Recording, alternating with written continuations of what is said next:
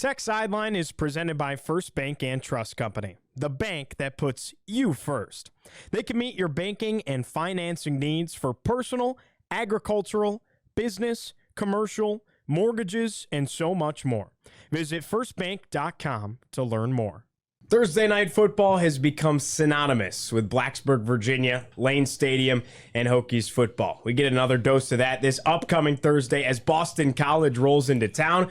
We're talking about it all. It's episode 382 of the Tech Sideline podcast, and it starts right now.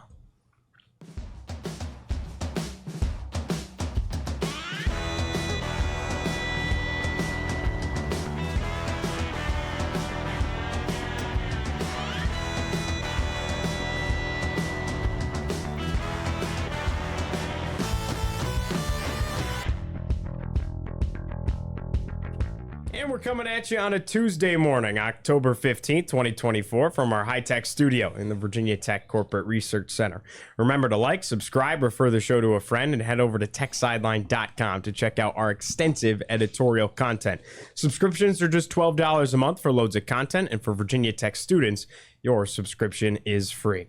Tech Sideline is presented by First Bank and Trust Company, and this podcast is also brought to you by the Hokie Way. The Hokie Way wants to thank Virginia Tech fans for their support of our mission to leverage student-athletes' name, image, and likeness in support of charitable organizations. To learn more about us and the organizations that we support, visit thehokieway.org.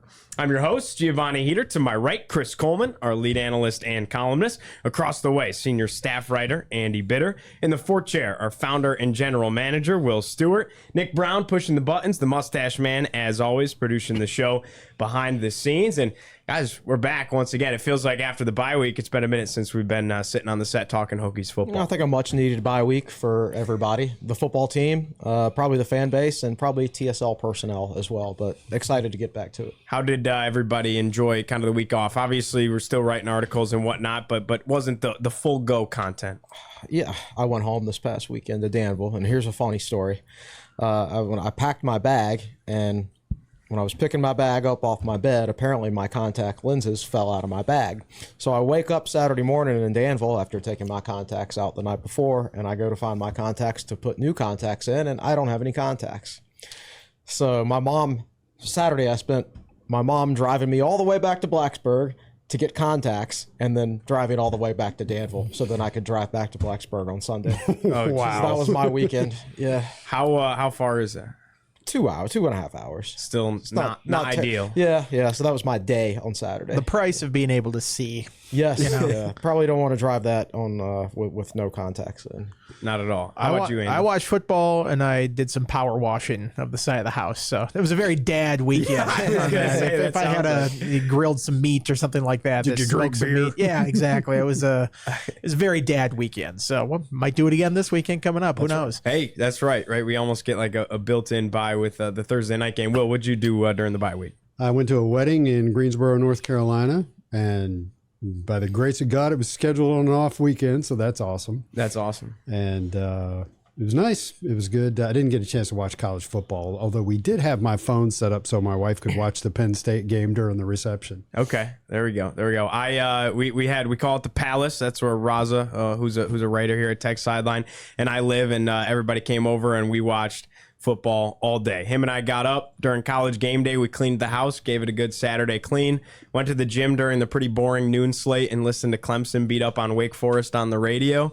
And then the rest of the day we were planted on the couch watching football. That's nice. Boring noon slate. I mean, South games Carolina delivered. almost upset Alabama. But the thought process going in was compared to the rest of the day, because this was one of the circled slates of the season. That's why you can't sleep on college football. It's because you go, these games are not going to matter. And then boom, all of a sudden you're like, are they going to fire Kalen DeBoer after this game? Fair. Like it's almost to that point. So never sleep on college football. You can't close your eye on anything. Luckily, Planet Fitness has a plentiful supply of televisions. No shortage of games. You got the radio. You can watch it all on the app as well. So it was the best slate during the day to go, I guess was the best way to put it. How about Andy in the press conference yesterday? Anything big stand out to you? Not really. The press conference following the open week is always one of the worst ones, because we talked to Pry the previous week, and that's where you ask a lot of injury questions and stuff like that. So then the next week is like, I've got nothing else to ask them about. It's just like opponent questions. And, you ask a coach about the opponents, like, this team's great. They're really solid here. We got to bring our A game to,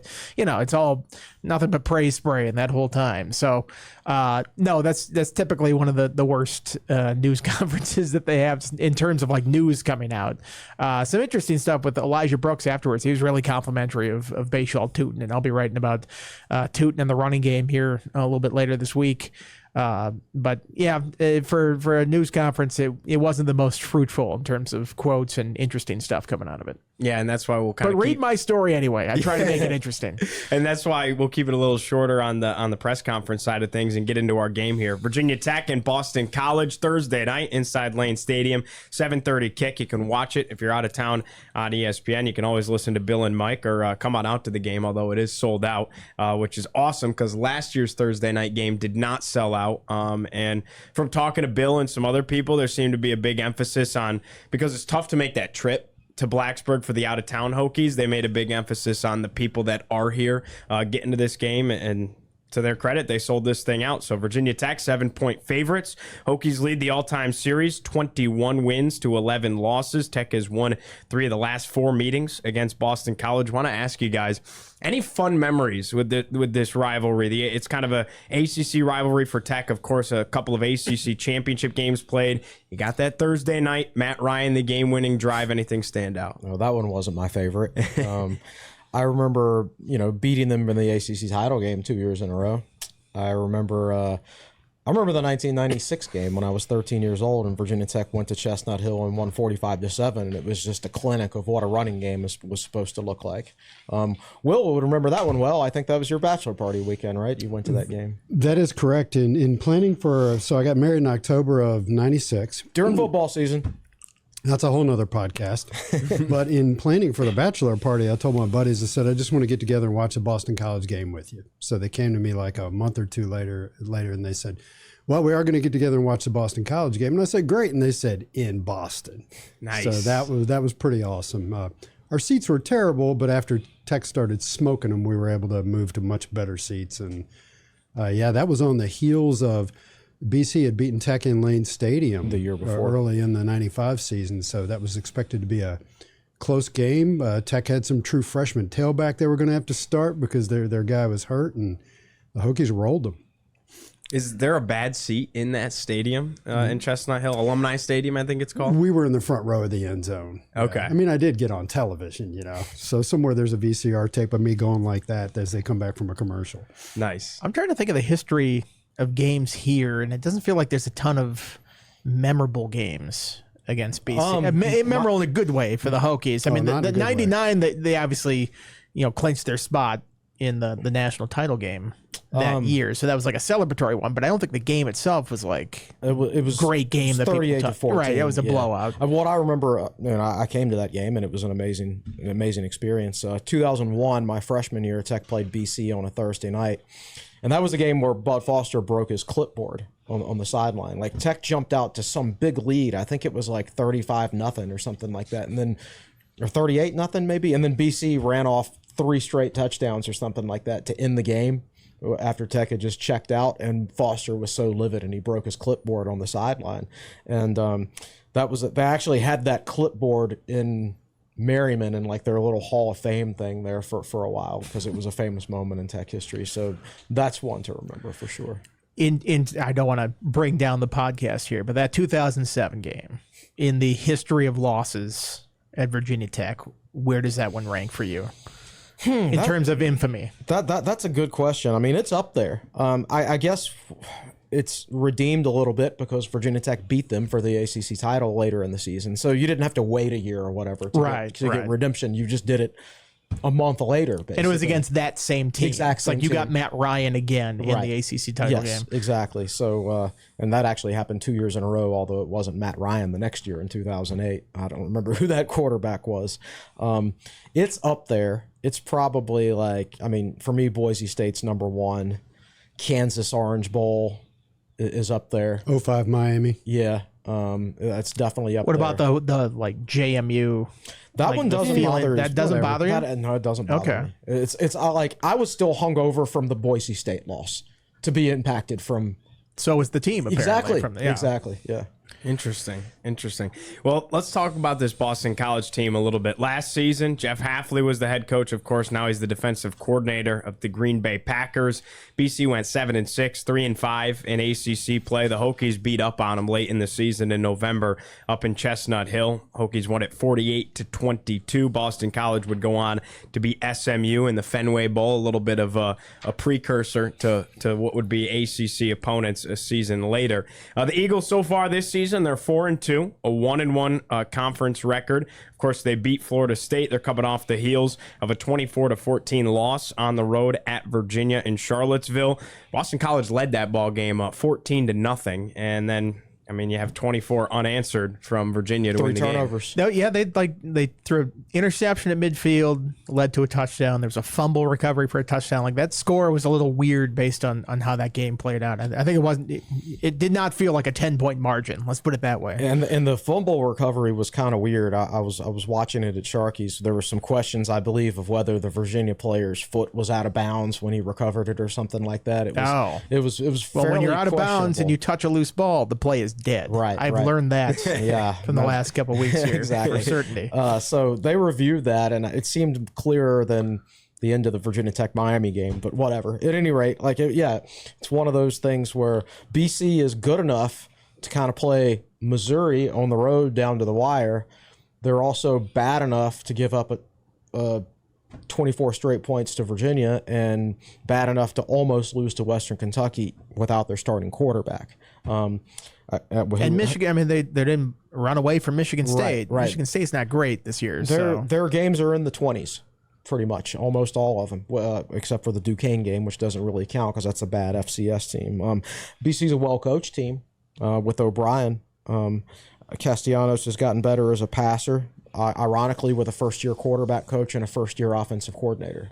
Don't see that very often, I suppose, but they're capable, but they've got some limitations as well. It feels like going from Hafley to O'Brien was a big step up. Mm-hmm. Like, I don't understand the Hafley love. Like, he win like 7 games max there, and I realize that's kind of what you do at Boston College is win 7 games max, but I didn't understand how he was such a hot commodity when he came in. It's like, this guy is the future of BC football. It's like he never really advanced the program that much. He got them to about where they're, bumping their head against the ceiling for what BC has been for the last 15 years, and then, bolted for the NFL maybe before they were going to fire him.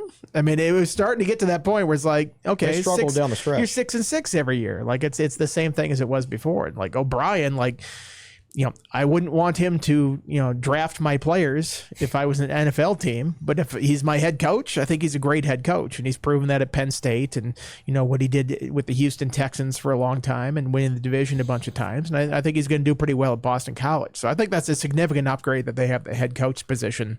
We'll see if the roster is in shape to compete this week, though. Yeah, I know. I think his time at Penn State's a little bit underrated because, their records there weren't elite by Penn State standards, but you got to understand what he took over there. Right. And you're recruiting to bowl bans and everything that's going on there in the Paterno wake. So that's a tough spot. And I think, Brent Pry he and James Franklin followed that staff at Penn State. So I think there's a lot of respect there because they saw what they did at Penn State and sort of what they inherited there and were able to run with it. I would argue that maybe besides Dabo Swinney, and it's hard to compare them, right? Because Dabo Swinney's never been anywhere but Clemson, right?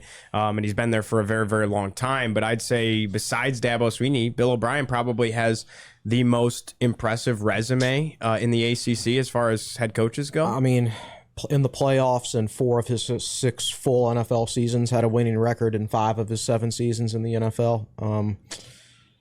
He's a proven head coach. I mean, I think, if you're a chess player and football's chess, he's going to win more times than he loses from an X's and O's standpoint. I think he's very good. Do you guys remember when that was a name that was kind of swirling around Virginia Tech when they made the Brent Pry hire? I did, to the point that I wrote up a story in case that happened. Really? Yeah. No kidding. So certainly in the mix, and that would have been an interesting hire. I don't know if Bill O'Brien is necessarily Mr. Personality when it comes to the media.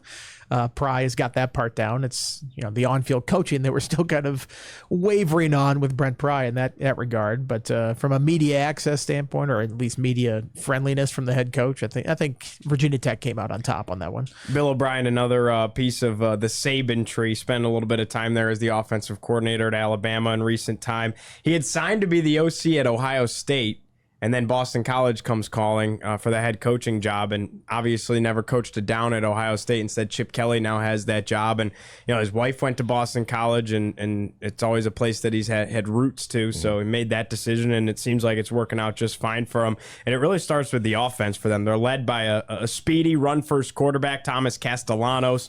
He's got over 1,000 yards and 13 touchdowns in 2023. The one thing is, though, 14 interceptions is something to look out for. And we're going to talk about his passing game. But Chris, as you wrote about, as he goes, the Eagles go on offense when he's running the football. Yeah, last year over 1,200 yards, I believe, rushing and 5.7 yards per carry. Got off to the exact same start this year, had 70-some yards against Florida State, 5.7 yards per carry, just like last year. But then his last 4 games have been the least amount of yards he's ever rushed for in a game. Like before the last 4 games, his lowest total in a game was 21 yards, and his second lowest total was 45 yards. And he hasn't broken 20 yards in any of their last 4 games. I think his highest total was 16. He had -9 last week. And he missed career low. Correct. Yeah. And he missed the Western Kentucky game with an injury. So I think we can make some educated guesses here that he is not healthy and he's suffering from some sort of a leg or foot or ankle injury or something like that, because he's averaging 1.9 yards per carry this year compared to 5.7 last season. And they've given up a decent number of sacks, but their pass blocking rating is one of the best in the country, and I think the second best in the ACC. I think it's his mobility right now that's causing more sacks for them, and their offense hasn't been quite as good with him unable to run the football in recent weeks. Here's how they've been running the football since he got hurt. Against Missouri, 26 carries. This is as a team, by the way. Just 49 yards on the ground. Granted, Missouri, we don't fully know what they are, but they're a top 25 team in the SEC. Had to go play that game on the road, but just 49 yards as a team on the ground. Against Michigan State, 43 carries, 152 yards. Western Kentucky, 35 carries, 111 yards. Survived a scare there in Chestnut Hill. And then against Virginia, 29 carries, just 65 yards on the ground as a team. Yeah, they've struggled. And, they've run blocked pretty well. They've got 3 pretty good running backs. They have a 3-man rotation there. Treshaun Ward is a transfer from Kansas State and Florida State, where he was honorable mention, all Big 12 and all ACC. He's a good back. I think he's Wayne Ward's nephew. He is from Plant City. I'm pretty sure that is correct. That's a great trivia, because I didn't even put that together. I almost put in my preview, when I saw that he was from Plant City, Florida, I said, trivia, what former Virginia Tech running back is from Plant City, Florida? And I didn't even put together that they had the same. Yeah, that's his nephew. Okay. Because I had talked to Wayne a couple years ago for that story they did on the block against West Virginia. Oh, right, and I asked him about that at that point. So. Well, that's interesting. Yeah, he's a good back. He doesn't have great size, so he's not like an every down guy, but he's a good runner, and averaging 5.7 yards per carry. They've got a now this is a great name, Turbo Richard, a true freshman who's done a good job for them too. So they got 3 guys they use, but overall their offense lacks that dynamic quality without Castellanos being able to run the football effectively. Now, he is much improved as a passer, though. Yeah, you look at his passing numbers. I think that's impressive. the Bill O'Brien effect there. Yeah. I mean, his yards per attempt is 3 yards higher. His quarterback rating 60 points higher. I think completion rate is 10 points higher. Yeah. So that was always sort of the knock on him last year. It's like, okay, you run like this, but what's your passing chops like? And it feels like, I think it's 14 touchdowns to 4 picks this year. So that's a pretty good ratio, whereas last year it was about 1-to-1. He's taken major strides there, but if you can't move like you did last year, then you lose that effectiveness. Now we'll see. He had a little bit of extra rest before this game. I wonder how much help that does him if he's more like himself in this game. But certainly something to watch to see how he's moving around in pregame. Yeah, for sure. I think if you remember last year's BC game, BC scored a quick touchdown and they ran the ball down Tech's throats, and you're like, uh-oh, here we go again. But then Tech blew them out. I think it was the next two BC drives who threw an interception to Dorian Strong, right? On both drives. Dorian made a real nice play on one of them. Yeah, he sure did. But yeah. And so, yeah, he was not a great passer last year. This year, he's much more advanced as a passer, but obviously, whatever injury he's carrying has limited him as a runner. He's a guy I'd be really afraid of if I thought he was 100%, because, Tech has had issues with mobile quarterbacks, and this year they've also had issues with passing quarterbacks. Not backups, though. Not backups. Or banged up quarterbacks. Or banged ups, right. So I feel like Tech is in pretty good shape here, unless that bye week got him really healthy. But, he had the week off before the UVA game when he didn't play against Western Kentucky, and he still was ineffective against UVA. So I kind of have a feeling that this is the type of energy and injury, and I really hope I'm not regretting saying this. It kind of seems like that this is going to be a season-long thing for him. To Andy's point, the thing that impressed me the most is the completion percentage goes from 57 to 67. And then the touchdown to interception, it's a new quarterback in a way. 15 touchdowns to 14 picks last year. Like Andy said, 1-to-1, 12 touchdowns, 4 interceptions this year. I mean, it's literally a different player He's only in that 5'9", regard. Yeah. Which is that's what makes his passing impressive. And I think they're probably doing things to help him, getting him outside the pocket some as far as his legs allow it. I mean, I actually was watching some of that UVA game, and I texted a buddy of mine, and I said Castellanos is really impressive as a passer, much better than last year. I know he threw a couple picks in that game. One of those was kind of a fluky one that was batted down. But he's an impressive player. I would like to see him get 100% after the Virginia Tech game, so everybody can see what he's capable of doing down the stretch, because I think he's a very good player. Well, let's talk about who he's got to throw the ball to. It starts with Lewis Bond. He lines up on the outside and in the slot. Just over half of his snaps come out of the slot. He's kind of one of their go-to guys, but the Hokies did keep him in check last year. He had just 2 catches for 15 yards. Yeah, and how much can you take into that? Because that game was such a blowout that maybe that the game got out of whack in a hurry there. But yeah, he's been a good player for Boston College. I think he caught 54 passes last year, and he's got 30 so far this year. He's a versatile guy, can go inside and outside. Sometimes I think they should maybe get it to him a little more in the run game on some jet sweeps, maybe to the boundary perhaps. So that should be effective. But yeah, he's been a solid player for BC. Does it seem like they always have like one receiver that's really a standout guy, like Zay Flowers a couple years ago? I feel like they had some in the past that was like that too, where it's like they don't have a ton of receivers, but they got one guy that's like, watch out for him. Yeah. I don't know if this guy's quite on Zay Flowers' level. Probably not. Zay but Flowers he's a good player. Stud, yeah. but no doubt. They also got Jaden Skeet. He's another one. He's better than his numbers indicate. 17 catches, 188 yards. He didn't catch a pass the first 2 weeks of the season, but in their last 4 games, obviously 17 catches, and he's going to be your outside guy. He's let's see, where's he at? 6'2", 191. So he's going to be your guy lined up on the outside, where Bond's going to be either on the inside or outside. I think the most telling thing, and where these two contrast quite a bit in Virginia Tech and Boston College offensively, is that the Eagles have 12 different guys that have caught passes this year, so they really spread the ball around. Yeah, they do. I think like Andy said, I think Bill O'Brien's a very good offensive coach, and he finds ways to scheme guys open and put his quarterback in the best possible position to succeed. And I think they're doing that. I think they're somewhat limited from a talent standpoint. I think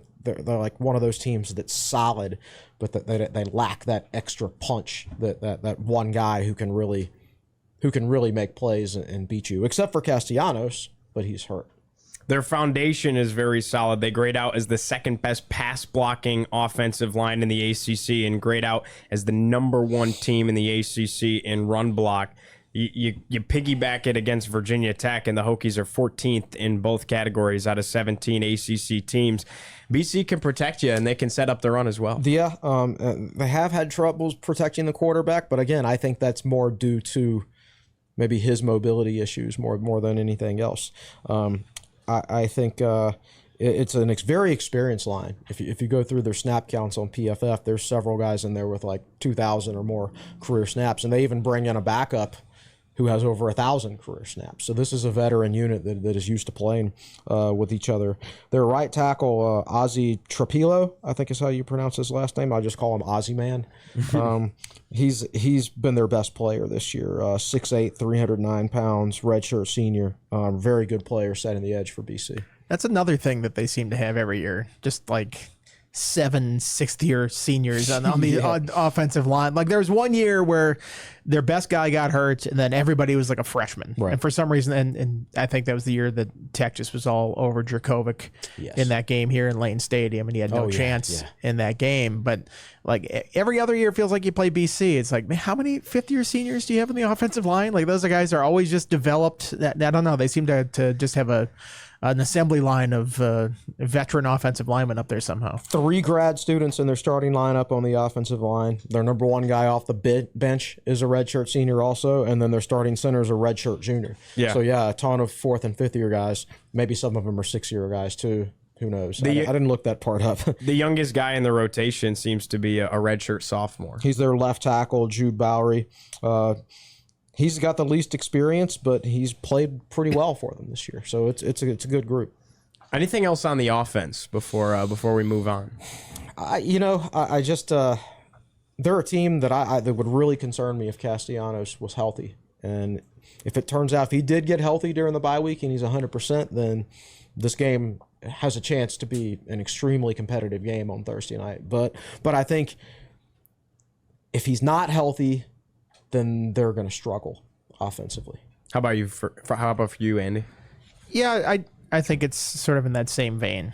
I'm not sure how healthy Castellanos is. Maybe my buy and sell indicates that I think he's more healthy, perhaps after this extended time off here with this extra week. But we'll see. I don't know. I've seen what he's capable of before, and that's sort of the thing that scares you with this offense is if he gets back to that little bit. You saw it a little bit in the Florida State opener, where I think he had 70-some rushing yards and pretty efficient throwing the ball, and they took it to Florida State. Everybody seems to be doing that this year against Florida State, but they were one of the first to do it there after Georgia Tech did it the previous week. So I think what the capabilities of this offense are if everybody's healthy, but we'll see what that is come Thursday. As always, Tech Sideline is presented by First Bank and Trust Company, and as our presenting sponsor, First Bank and Trust Company's support has been invaluable to TSL, helping us to bring you all the great content across all of our platforms. They offer a variety of checkings and saving account options that are sure to meet your banking needs. That includes free checking. So visit firstbank.com to find the account that's right for you. Before we move on to the defense, let's send it over to the 4th chair with Will. We got a little bit of stat time with Scott Glesner. Will. Scott really brought the heat this week. He sent me 6 paragraphs, and I highlighted 3 of them that I want to talk about. Virginia Tech is 3-3 against Boston College on Thursday night. This will be the first time Virginia Tech's faced Boston College on a Thursday night where Virginia Tech is not ranked. In the first 6 meetings, the Hokies were ranked. So when's the last time Tech played them on a Thursday night? Well, that's what I'm trying to figure out because I'm looking at a list of games and they just have dates. They don't have days of the week. So the last time is 2007 in Lane Stadium. Wow. What about 2008? 2008 was a Saturday game. No kidding. That's the okay. Yeah, that was a tough one to watch. Didn't the Hokies lose on Thursday night in 06 and 07? 06 was the Brendan Hill dancing to Riding by Chamillionaire when Kirk Herbstreit thought he was dancing to Sweet Caroline and just like tore into him on the broadcast. I remember that. And I talked to Brendan Hill about that like later. He's like, it was cold out. I was trying to stay loose and warm. We're getting our butts kicked. Like it wasn't anything like, oh, I was having fun. Like I was trying to stay warm. And he heard the song that the band was playing, so he was dancing to that. So that's Riding Dirty? I think it's just called Riding. I think it's the official title of the song. But yes, that's the song. That's the song. Because the Weird Al Yankovic version is white and nerdy, and it is awesome. Yeah. So you'll look that up on YouTube. Not right now. Just save that for later. Item number 2. I found this really interesting. The last 5 Thursday night games at Lane Stadium have been decided by 21-plus points. The last 5 Thursday night games at Lane Stadium have been blowouts. What's the record in those Thursdays? Hokies are 2-3 in those games. Oh, good God. Yeah, a couple of those. That Miami game. That was a brutal one. I forget what else. 30-6. Tech scored with and like a they- minute left. Yeah, they kept the scoring streak alive. Mark late. Leal. Thank Mark you, Mark Leal to Leal. Isaiah Ford. So they got beat up against West Virginia. They beat Syracuse handedly last year. What are the other ones? Good question. Georgia Tech. There was a bad Georgia Tech one, wasn't there? Oh, yeah. Is That was the one where they didn't 2018? stop them on any drive. Right, They just kept running the same like quarterback sweep to the left side, right side. It's like they had no answer for it. Yeah. Let's see. The last close. Name me the last close home Thursday night game. Ooh, dead air on a podcast. Not good. Dead air. Somebody home. Was this like that season opener against? Was that a Thursday nighter against Georgia Tech one year? That was a Monday nighter. That was a Monday night. Okay, That's great. I knew that wasn't like a Saturday night game. It is the 28-22 loss to Florida State in 2014. Oh, man. I remember that as the. Or no, that was 2012. Yeah, Scott said 2014, but I think it was 2012. I remember that as the Michael Cole game where he had the neck injury that they had to right. cart him off. That was, I was actually thought about him earlier this year. Remember the catch the Miami player Restrepo made on his back? Do you remember the interception Michael Cole had Against at Clemson. Yeah, that was Yep. a It really was a nice very play. similar play, actually, except it was deep down the middle, and he just caught it like that while he was laying on his back. It was incredible. One of the few highlights in that game. That 2012 Florida State game. I mean, Tech was winning that. Yeah. And then EJ Manuel hit a guy for like a 50-yard touchdown or something like that late, like the final minute, something like that. There was something that happened late. I want to say like Marcus Davis dropped like a deep slant, and that maybe would have extended a drive or something. It was freezing cold. I know that, Yeah. and it might foreshadow what's coming up this week because I think it's going to be in the gonna be- 40s this week. It's going to be, as we say in New York, brick. It's going to be brick outside. Well, that FSU game, isn't that the one where Jack Tyler almost had a safety in the end zone? He did. Yeah, He tackled him for a safety. he did. But was it called a safety? I was. Yeah. Oh, I thought they said that. And that was a he great made it play out. too. I remember that. There's nothing officials like more than calling something not a safety. Right. And be like, no, he's at the 1-inch line. Like, I feel like they make it a point to run out there. We should ask Tristan about this. Yes, It's like, we is that should. like in ref school where they teach us like at all costs do not award the safety? Say that he's at the 2-inch line and no, forward progress got out of there. and make sure you're very demonstrative about it. Yeah, too. they are. Who's the ACC basketball ref? Teddy Valentine. Make sure you do your best Teddy Valentine impression when you rule him down at the 1-inch line. All right, last item from Scott, and there are several things in here. When the Thursday night games began for Virginia Tech in 1994, Virginia Tech started out being ranked in the first 14 Thursday night games that they played, and 18 of the first 21. So that's part of the reason that Virginia Tech was such a Thursday night staple was they were willing to play on Thursday night as a ranked team, and so they tended to get good viewership and a lot of visibility. Since 2012, Virginia Tech has only been ranked one time going into a Thursday night game. Was that? Let's see. Pitt 2016. Bingo, 2016 Pittsburgh. Virginia Tech was number 25, so just wow. barely.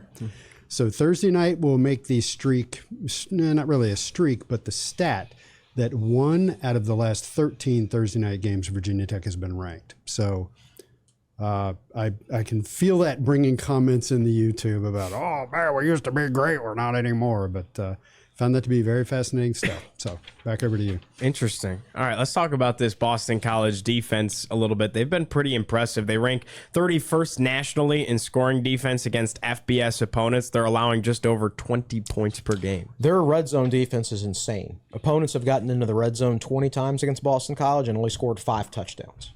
So that's something to watch on Thursday night. It's them in Texas. Right. And Number 2 in the country in TD percentage. yes, it's absolutely incredible. Now, it's one of those stats that's so good. It's like, can that continue? It's sort of like Virginia Tech's forced turnover streak inside the 5-yard line or whatever. Like, It feels like there's an element of luck that factors into that. Right. So we'll see. Just that's something to keep your eye on Thursday night when Virginia Tech gets in the red zone. What's their touchdown percentage? It's kind of jarring because BC was not good last year. No, defensively, especially rushing defense. I think they were like 80th, something like that. Oh, they were worse. I put that in my preview. I think they Yep, were. I got- yeah, you got it. You want me to read the numbers? Yeah, read it. Yeah, so last season in 2023, yards per game on the ground, 110th, yards per carry, 119th. This season, rush defense ranks 31st in the country, yards per carry is 27th in the country. Yeah, I mean that's a incredible improvement from a team. I mean, Tech ran for 361, I think it was. It was a season high at that point. Then they topped it in the Military Bowl by a yard, which I think they did intentionally at the end, actually running plays instead of taking a knee to get that to a season high. I mean, that was the story of last year's game. I mean, that and how well Kyron Drones played and how well they came out of the gates in that road victory. But I mean, they really just punished them on the ground over and over. And I don't feel like you see that a lot against BC. And maybe this is a return to normalcy for that program where typically they're pretty stout against the run. Isn't it interesting that you lose your defensive specialist head coach to the NFL as a defensive coordinator, right? You can't stop the run under him. Now you bring in an offensive specialist and you're really good against the run. Well, he wasn't halfway a secondary coach I believe, I think previously, right. So maybe that's where his focus was. Yeah. But Yeah, no doubt. You take a look at, how about the advanced metrics a little bit, Chris? Do you happen to have it in front of you? You want me to read it off? You have it. FEI defense, number 56 in the country. DF plus, 42nd in the country, and then available yards, 58th in the Those nation. numbers are solid. They're top half. They're above average. They'll give up some yards between the 20s, but again, it goes back to that red zone defense, and they've been able to keep teams out of the end zone. Talking personnel a little bit, it all starts with their star defensive end, Donovan Ezeraku. He leads the team with 43 tackles, 11.5 tackles for loss, 9 sacks. We thought Antoine Powell-Ryland was impressive. Seems to be a surefire first-team All-ACC. Probably a surefire first-team All-Americans. How many defensive ends do you see lead the team in tackles? I mean, that's pretty incredible. Top-notch player. It's going to be really interesting. He normally lines up on the right side for Boston College, which puts him over Xavier Chaplin. However, in the UVA game, he spent more time on the left side, 36 snaps on the left side as opposed to 20 on the right side. So are they warming him up over there on that other side to get him away from Chaplin and put him over Clements? We'll see. But he's number 6.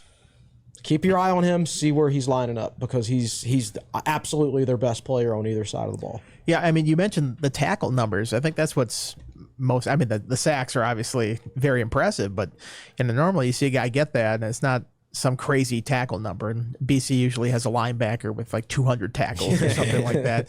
But I mean, he had 10 tackles last week against UVA, 14 against Western Kentucky. So he's playing in the backfield and making lots of plays, even if he's not going after the quarterback. Like he's doing in the run game too. And I think that what makes him a pretty impressive all-around defensive player. Can you imagine like if he played for somebody not named Boston College? Like you put him on a name team and he was putting up numbers like that, everybody, like they'd be dedicating segments on College Game Day to him.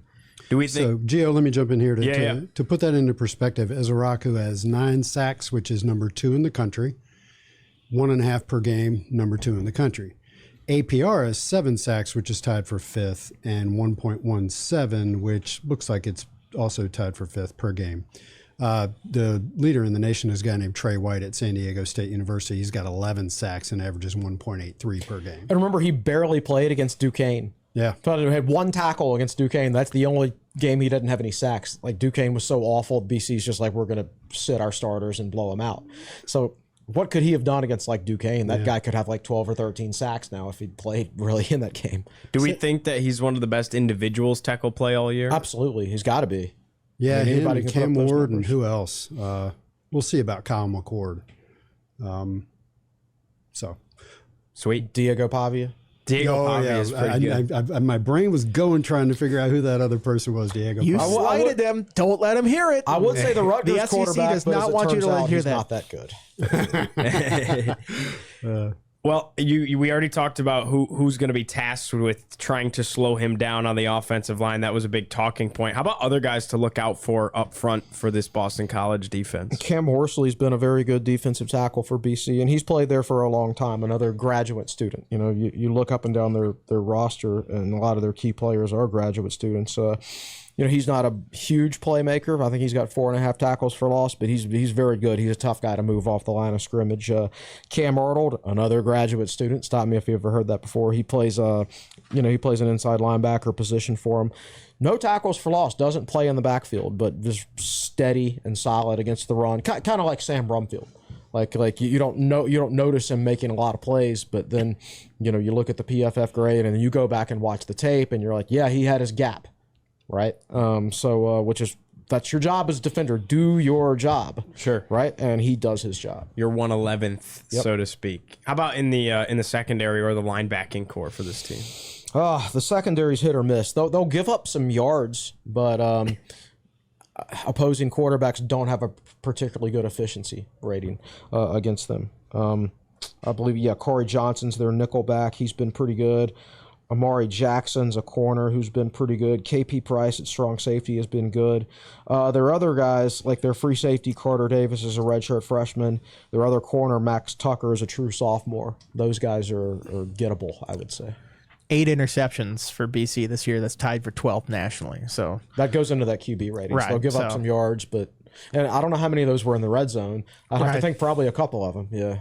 Kind of another note, just piggybacking off of that, not fully related, but how about Cal taking away the football? I mean, even against Pitt, would they have 2 or 3 interceptions against Holstein? They still lead the nation in picks. Yeah.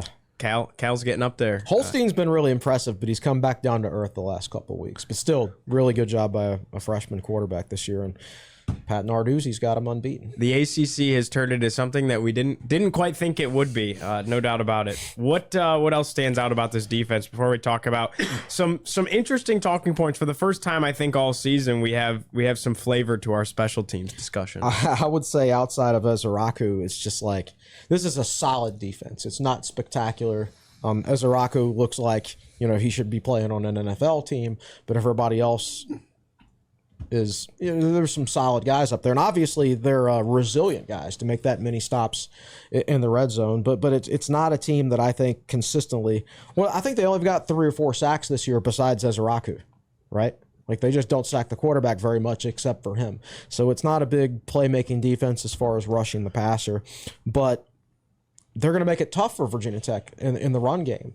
I do think they're pretty similar to Stanford against the run. Brent Price says they're better. I don't know if they are or not, but they're at least as good. I would say.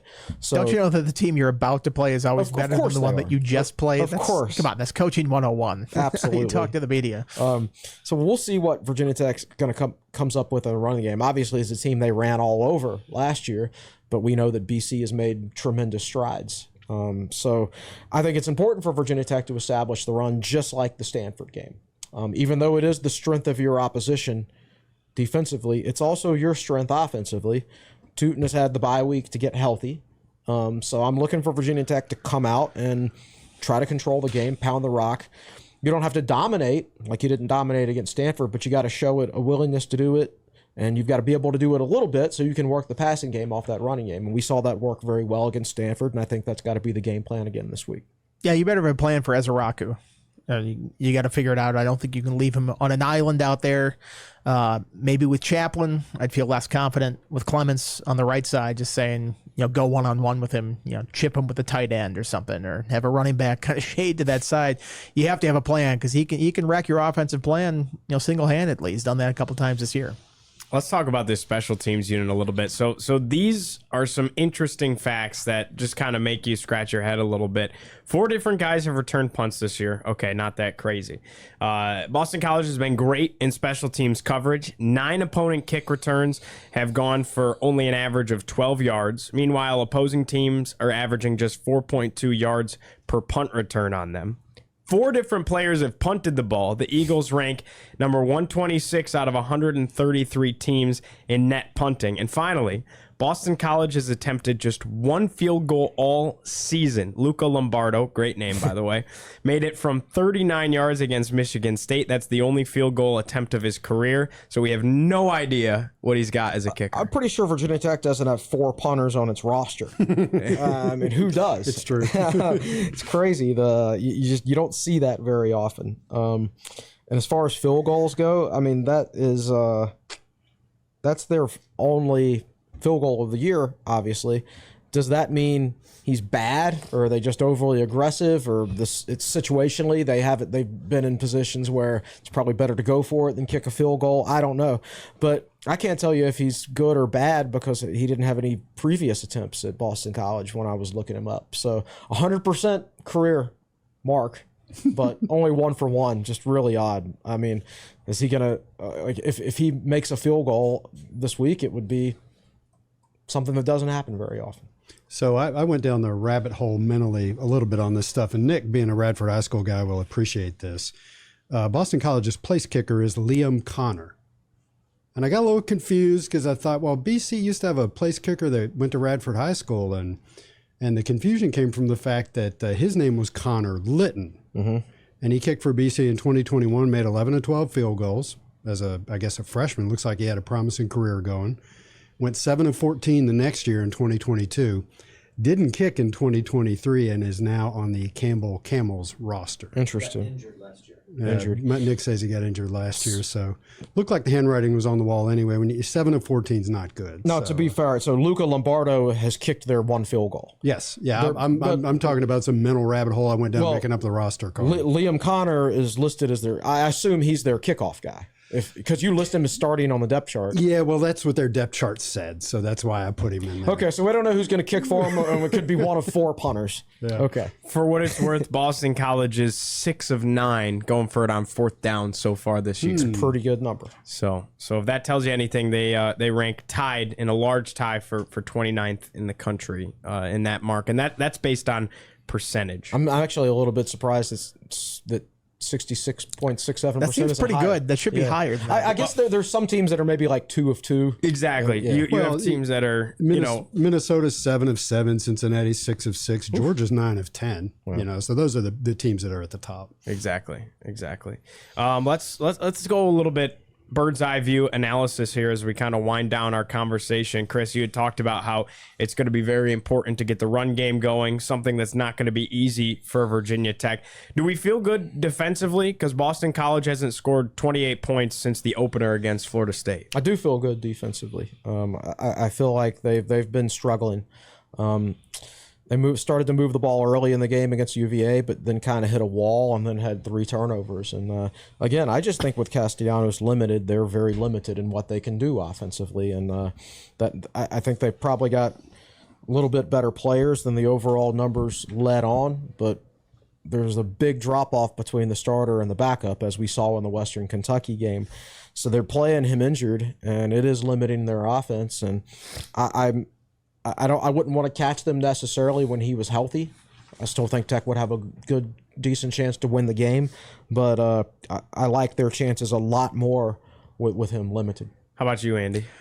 Yeah, I know, we've talked about all this stuff, and now I don't feel confident about any of my picks, fire sale or anything else. But sometimes you got to go against the grain because weird stuff happens in college football. So, I think if everything plays out, by the book here, and Castellanos is, injured, and they don't run the ball that well, and he's not moving around the pocket all that great, and Virginia Tech plays like it did against Stanford. Yeah, I think they win him pretty easily, but week to week variance in college football, and Virginia Tech has not shown me that they're a team that comes out every week and plays exactly like they did the previous game.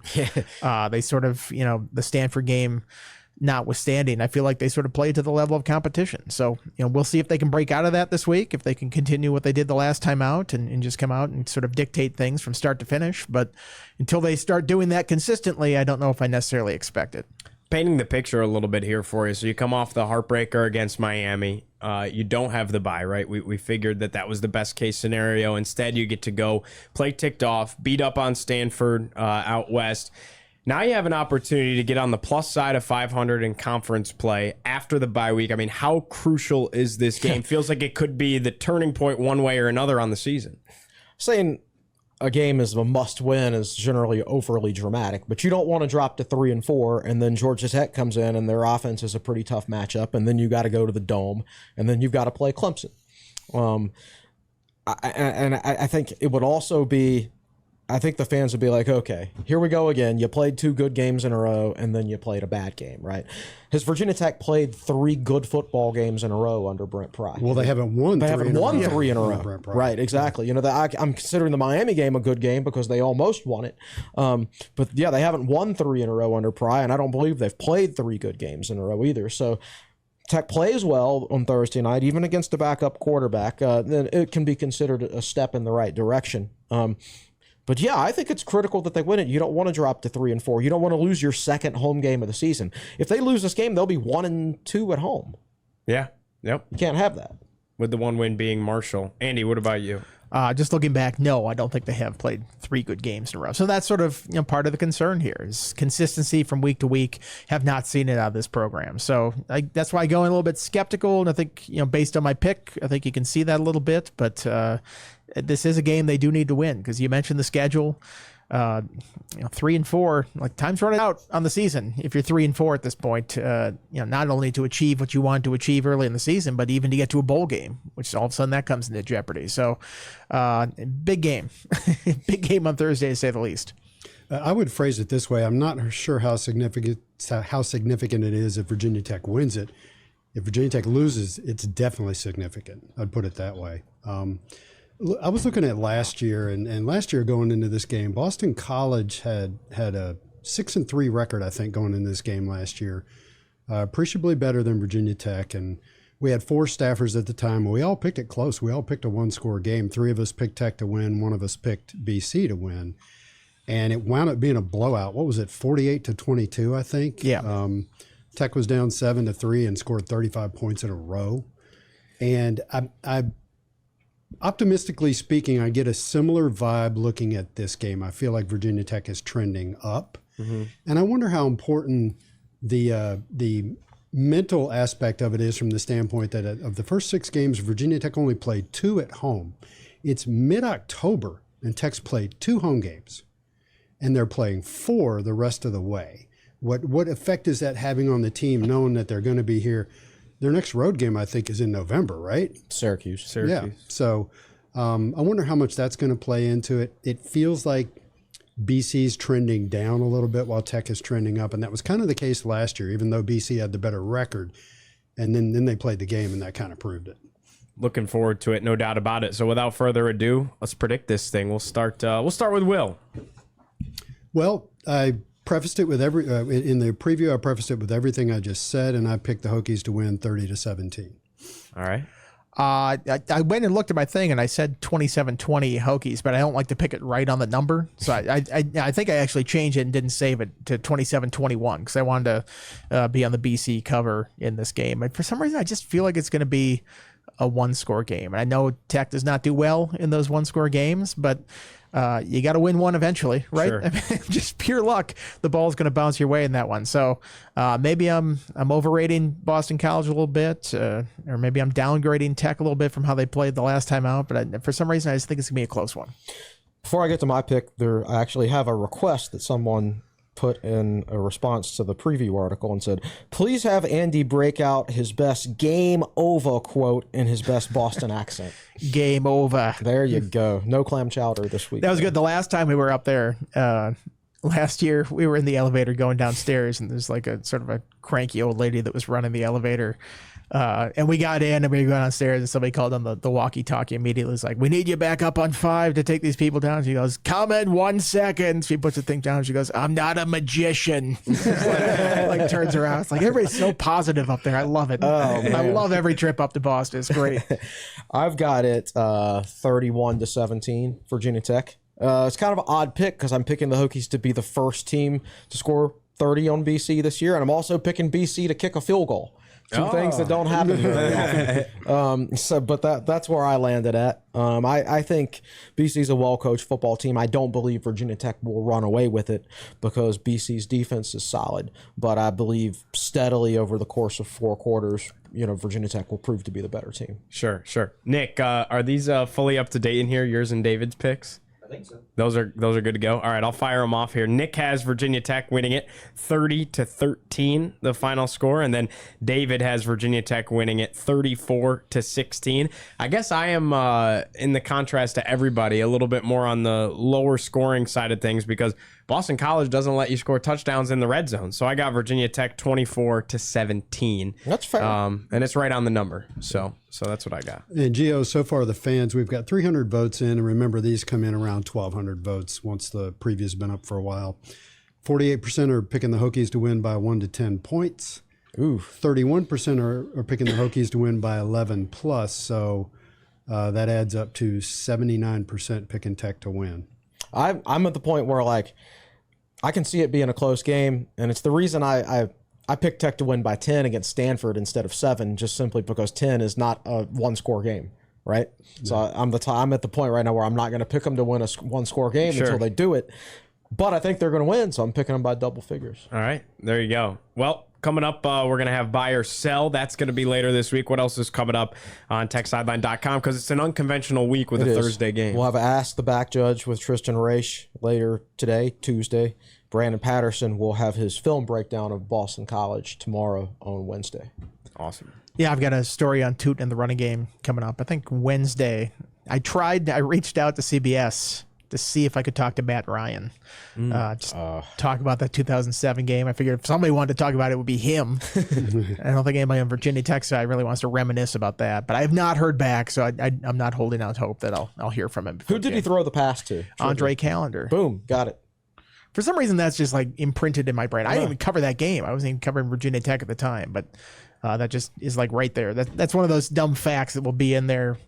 Meanwhile, I like forget like pertinent information in my life, but that one is there for some reason. We had a great tailgate that day.